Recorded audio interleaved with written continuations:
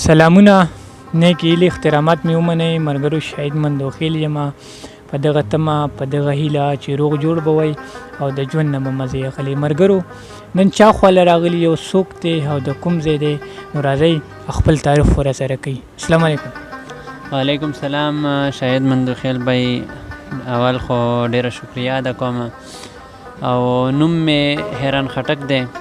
او د نظامپور علاقې نمل کلي سره تعلق ساتم خوړه پښتو ادبي جرګې چې کوم دی د هغې کشر سیکرټر یم یقینا ستاسو کتاب هم ما کتلی دی د څه په نوم باندې کتاب و او د مینهوالو ته لږ ووایئ زما خو لومبنی کتاب چې کوم دی زه او ته چاپ دی په منګل کتاب کور کې او تقریبا یو 3-4 میاشتې وشوې او په ګڼ شمېر ځایونو کې میلاویږي چې د مینهوالو سره به شریک هم کو بیا نو زما دا نوي مینهوال چې کوم دی سره به څه شریک کوي اول به یو څو شعر ورسره شریک کړم لږ رومانوي غوندې دي بخښنه به غواړم مشران که ګوري ده چې یو لاس مې د ملا تاو کړه بل راله په زړه کېږده او خوند مې ډېر تریخ شوی دی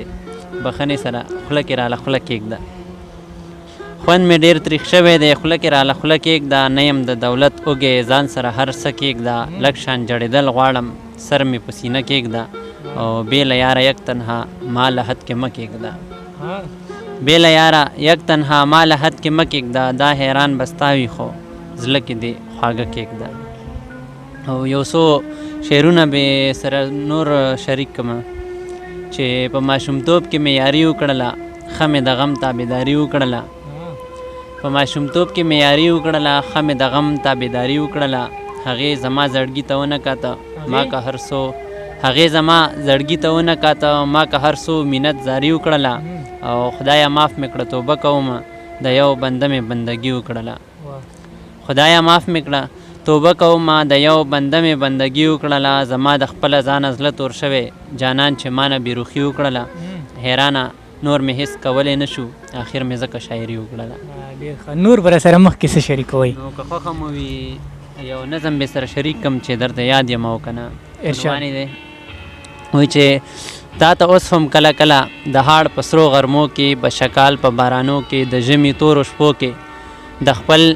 کور کچه کوټو کې په کوجو کې په روژو کې د اختر پتلو راتلو کې د سپوږمۍ په ښکارېدو کې سپینو ستورو ځلېدو کې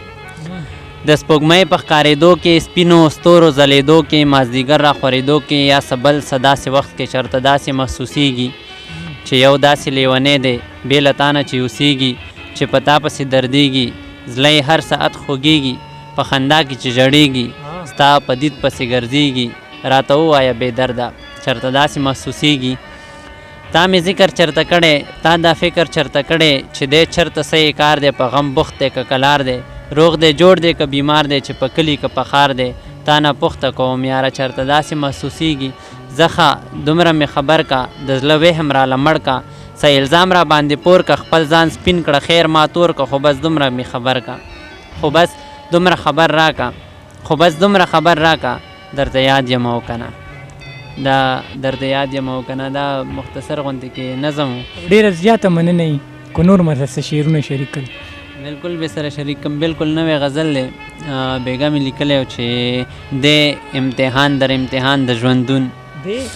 دی امتحان در امتحان د ژوندون پاتې به سوي نور امکان د ژوندون او زما د ژوند سرمایه صرف ته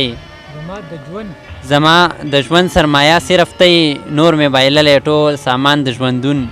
او دنیا دې لاړه شي خو یار دې نه ځي دنیا دې لاړه شي خو یار دې نه ځي نیمګړی کېږي مې کاروان د ژوندون دا یو ځل بیا وایي او دنیا دې لاړه شي خو یار دې نه ځي نیمګړی کېږي مې کاروان د ژوندون زما د مینې احساس کم مه ګڼه دا مې د زړه دی هم تاوان د ژوندون